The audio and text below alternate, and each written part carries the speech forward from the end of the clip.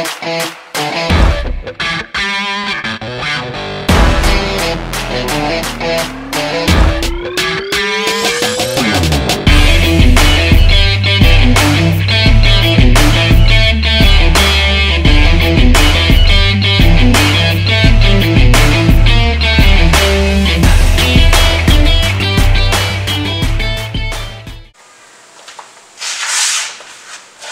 young guys, welcome back.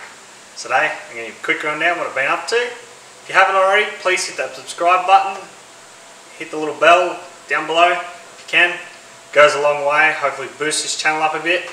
And got some big plans for the future. So maybe a few more builds, thinking maybe a giveaway build if we get to that stage, but got to get there first. Righto, let's show you around. So, what have we been up to? A little bit more done on the snorkel, just tacked it together now. So no sticky tape holding it there, masking tape. Where it's going, might change the coupler.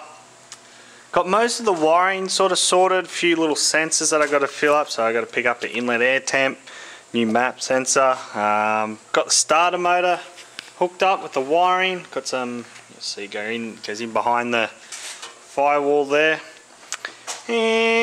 Not a hell of a lot. Had to extend the crank angle because I've put everything inside, which I'll show you. Got a belt. First one picked up, fit perfect. So Mickey Mouse. And we'll just round the inside here. So got a bit of the dash in. I got a temporary sort of light, maybe battery. We'll just switches up there for a second. We'll hook up this light to the good old battery, if I can. If I can now. Ah, damn it!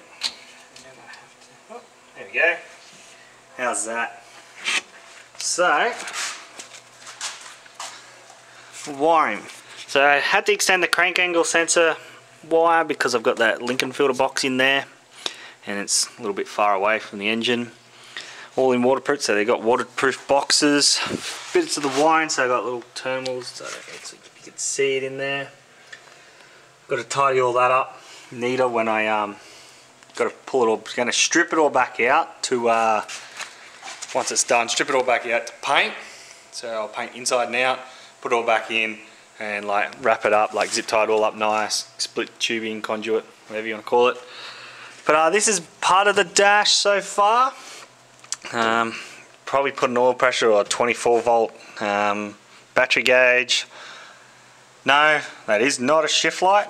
Was one day. I stripped it out and I'm making that my oil pressure light. So when I'm there, I can see it. So if it comes on, I can turn the motor off. So keep moving around. The rad's all up there. So I had to flip the radiator over because I wanted the ports facing downward. So I had to flip it over, make new mounts for the thermos. They're AU thermo fans. Mount up there, they both work, so it's great. So I've got a few and they're cheap, good for spares. Bit more wiring, so I just quickly ran some, what do you want to call it, 6mm twin core wire for the thermos and fuel pump. So ran all them through the back. What else have I done? What's on this side? Nothing much. Shift light / oil pressure light. The battery box for the 12 volt setup, all in there. So we'll show you a bit more. See how we go. Also, looking at the fuel setup still. Ran the hard lines for the fuel, as you can see. So all that is the Aeroflow hardline, aluminium hardline. Bent it up, P-clipped it in, and I'm making it a return setup, so I don't sort of get vapor locked too much. So I'll show you in here. I'll show you that hopefully in the next video. Next video will probably be the fuel pumps, fuel tank, sender unit, all that kind of crap. So we'll run it through a bit more where the fuel lines come out. So now I'm going to actually do the coolant line. So you've got to run the hose all the way to the front. I'll show you the coolant line. Got this really good stuff here. Not cheap either. So, there we go.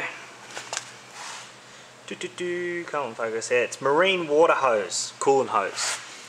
38mm inside diameter. So outside's like 50mm, I think. It is made out of like hydraulic hose rubber with a coil spring right through the center of it to stop it from collapsing. So it's really, really durable, as you can sort of see. Where are we? Come on, focus. There you go. So I can't even like really push it down. So should be really durable. I'm running it through the car with a fake floor and that, so obviously the good old Navi doesn't get burnt.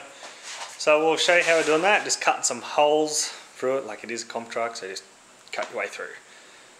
Righto, I'll feed it through and we'll see what we can do. Okay, now, so I've obviously I need the hose to go through the rear wall, so I just gone on here. It's where I want it to go through. Measured double thickness of the hose, so they're 50mm, so I went 105 wide to fit the rubber.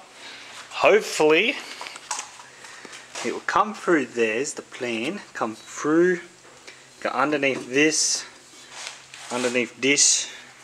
and go out there.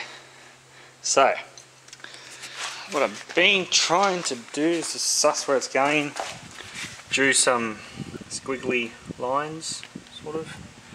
So we'll cut out a bit of the square. I can always cut more. Under here doesn't really matter too much, but cut them out and feed the hose through. It's a bit of a bitch to feed the hose. It bends really well. As you can sort of see, bends, holds its shape, so we'll see how we go. I'll cut these out and we'll let you in.